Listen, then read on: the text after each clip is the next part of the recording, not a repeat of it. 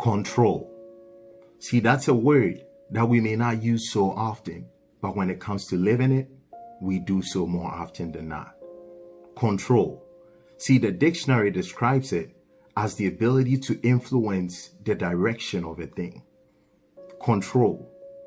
We can talk about controlling our time, controlling our schedule, controlling what we want, and even to the extent that invention and technology can even have vehicles on cruise control. Control.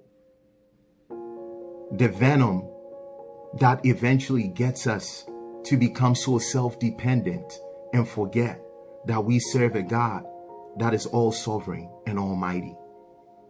See, it is in this control that when we begin to lose it, we start to panic because we feel that something about us isn't right. Something about our routine, something about the way we have programmed ourselves is not going according to plan. But every now and then we recognize that there is a break in transmission of what we thought we had control over, because we serve a God that every now and then will remind us that He is in control. And friends, I tell you what, the moment that we come to the end of ourselves is the beginning of a walk with a God whom, when we give Him full control of our lives, He begins to position and place us into circumstances and situations and opportunities that writes a beautiful story of our lives. See, today I speak to you earnestly and passionately because I know that in this season it is hard. It is hard because the things that we felt we had control over, our lives, the economy, the jobs we go to, the plans we have for tomorrow, the concerts we plan to attend, the sporting events that we were anticipating to watch, that now we realize that even the things that we thought we could so depend on and look forward to cannot even be there for us. But guess what? You woke up today, I woke up today. You are still breathing under the sound of my voice, and so am I. Because we serve a God that, despite the changes in circumstances, is not changed for a second. And we serve a God that even when we feel we have lost control, His word says that He declares the end from the beginning. And that tells you and me that this God is intentional and has never lost sight of His creation. I want to share a quick story with you. See, in 2013, I was so excited. First time going on a missions trip. Excited and anticipating how awesome it will be to connect with people in a different country, in a different culture, and Uganda in East Africa to be specific, and to share the love of Jesus. Now on our way, thinking that we've taken one of the best flights to get us there, somehow, somewhat, this flight comes tumbling. I'm not talking about a turbulence. I'm talking about flight that is shifting to the left and to the right.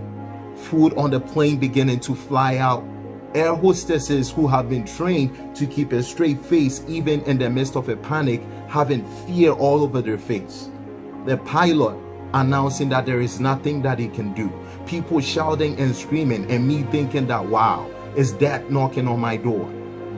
See, at that point, I realized that everything that we have put our trust in, from a plane or an airline that we can trust, from a pilot that we can trust, from a service that we can trust, has a limit. That even in all those circumstances, they could not guarantee what would happen next. But after 15 good minutes of panic, or should I not even call it good, but I say good because God is good, that this plane stabilized on its own.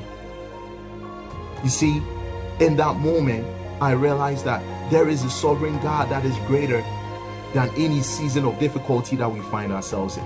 So here we are in a crisis of COVID-19, and you're probably hearing me, and it may be hard to receive an encouragement now, but I want you to know that we serve a God who has not forgotten about you, because He woke you up today.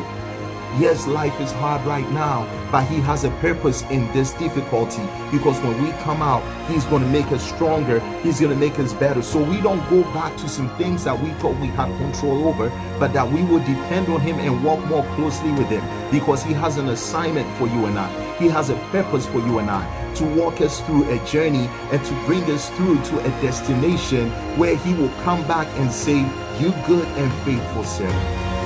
But maybe wait a minute, before we even get to that, where are you with Him right now? Have you given him a chance to come to you? Have you given him a chance to live in your heart? As he made an open invitation in Revelation chapter 3 verse 20, that he is knocking. Yes, things are chaotic, but he is knocking. Yes, we don't have a vaccine yet, but he is knocking. Yes, we don't know what is going to happen in the next minute, the next hour, but he is knocking. Yes, we see death tolls rising, but he is knocking. Yes, we see people living in fear, but he is knocking. Are you going to respond?